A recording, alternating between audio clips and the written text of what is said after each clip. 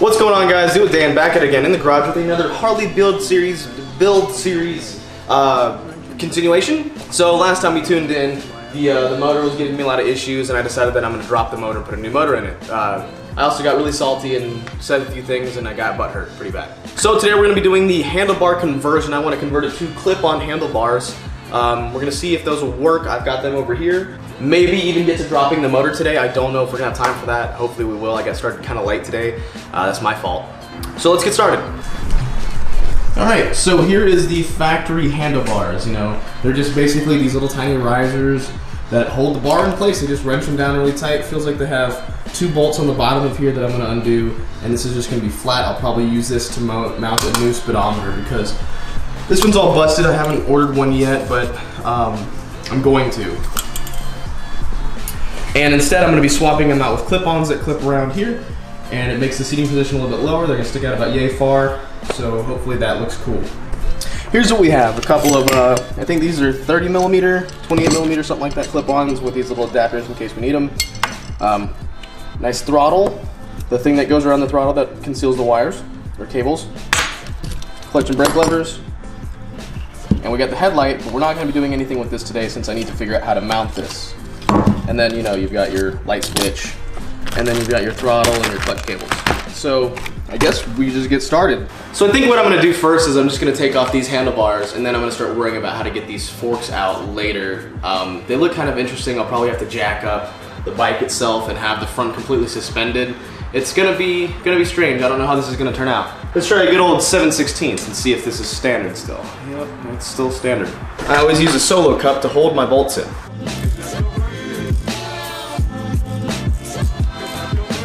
See, like I said, these aren't conventional forks, so I'm kind of nervous to try to take these off because I don't know if these are spring-loaded like normal forks are or what. When I say conventional forks, they generally mean like sport bike forks. Ah, there you're loose. Look at that, there they go. All right, I'm just gonna kind of let that limp over for a second. Now I'm also gonna need to take off the speedometer, it looks like, because it's attached to the fork, I guess. I don't know what the fuck. You guys see this? It looks like something my uncle rigged up together. See, I might just end up having to take the top of the triple tree off to get to this, to the forks. Take these off and then take that off, and then the whole top will just pop off. I want to avoid that if I can. Go ahead and disconnect the throttle cable. This bike has consistently made no sense while working on it. As far as metric and standard goes, it seems to just kind of pick and choose whatever it wants to be. Now, I have no idea how this throttle assembly is supposed to work, but there's a chain in there that is just the weirdest thing I've ever seen.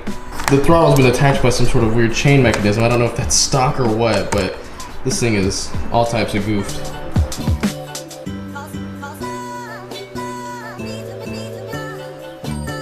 I don't want to talk about how much work it took to get this unhooked, but it was a lot more than it should have been. Let's just say it involves some of this shit. Fucking stupid. Now that that's taken care of, I can try to see if I can get these forks up. So basically gonna see if I can take a wrench and pop them up. If not, I don't know what I'm gonna do. Alright, so the way this looks like it's set up is that it looks like that it's got these 2 caps that hold these in place. You have these springs here that just rest inside the actual fork themselves. I don't know if there's any grease that's supposed to go inside of them like conventional forks or whatnot, but you do have these springs inside of them, and it looks like the triple tree just kind of clamps on and holds them in. Whoa! See? Alright. Partially what I was worried about. Although that does look kind of cool and all nice and slammed like that. I'm not really all that worried about raising it up on its transmission, basically. It does have a cool look to it though, like that, like all fucking stouted down.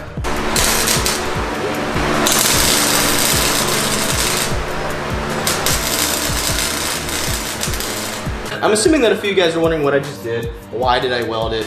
Well, there's a bolt that's been seized in there and the head broke off of the bolt. So basically what I did was just weld a new head on the bolt not very well because it broke off after I welded it the first time. So I re-welded it on there for the third time. And I've been backing it in and out, trying to make sure that the threads are still good and see if I can possibly reuse it. I don't know if I can or not. Right now it's kind of a toss-up because it's really hard to turn and it shouldn't be, but you know, whatever. Used a blowtorch to get the heat, you know, like the heat makes things expand, and then as it starts to cool off, things contract. I was able to use a blowtorch and get the right fork down. That's the bolt right here that ended up breaking, and I've just welded the tip back on, but as it appears that the bolt itself is actually like bent in a shape of a U almost inside the clamp there, and I think that's why it was so hard to get it out. So I've got the bar ends here, and of course they'll probably sit up somewhere around here like so, and then I'll start putting things on. I think what I'm gonna do, I'm gonna let my battery charge and then hit it tomorrow morning. So yesterday we threw in the towel because it was late and it kicked my ass, and I was ready to just kind of call it done for the day. Surprisingly, these forks actually were a lot harder to get in and out than I thought they were going to be. So today we're gonna finish up doing the handlebar conversion, get them set up with the levers, the throttle, and the cables, and then we're gonna put the wheel back on, and then that's gonna be the end of this build for today.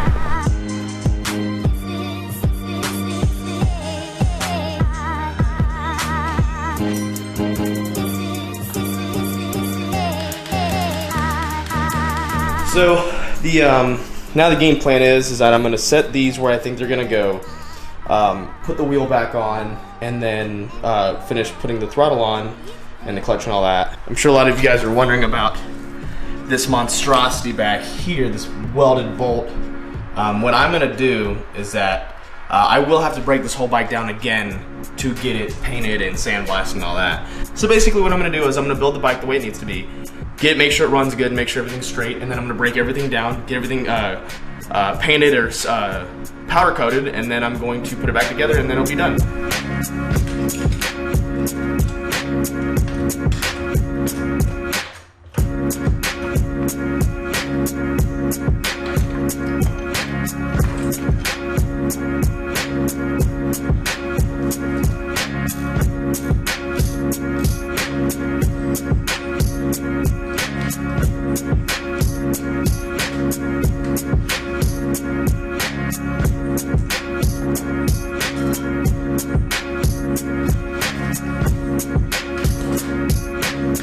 Pretty cool. I like it. Pretty neat actually. I like the seating position. It's kind of cool to see it like kind of start to like take shape. Actually gives you like really good controls over these handlebars. See, like originally I was gonna have the bars tilting down instead of up, but it seems like that it actually has like a cooler look to it. If it to me personally, it's all about what I like, I guess. With the handlebars kind of like pointing up. I might move them down a little bit, like halfway down the fork, so there's a little bit more clearance from that tank. Because if I leave it like that, it's gonna rest against the tank. So I might move them down a little bit, but that's the design I'm going for. Now I'm gonna finish putting on the clip-ons. See, since these are, it's a drum brake up front as well as the rear, like, so it's really strange. I have to have two. So I have to use a cable instead of like brake fluid. It's really weird since they're both drums.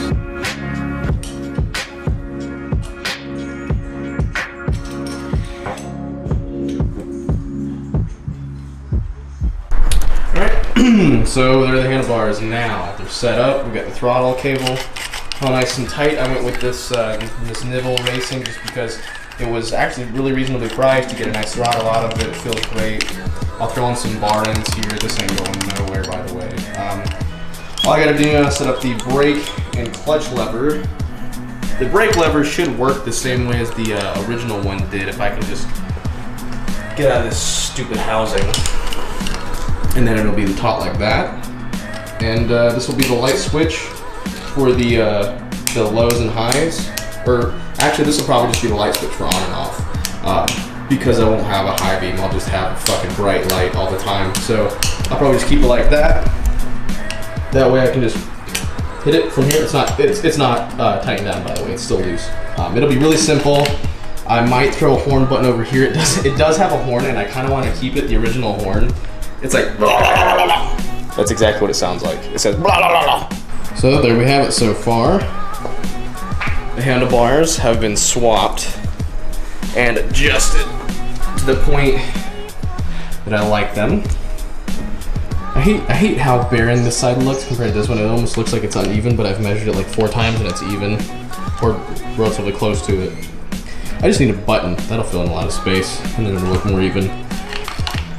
Throttle's good.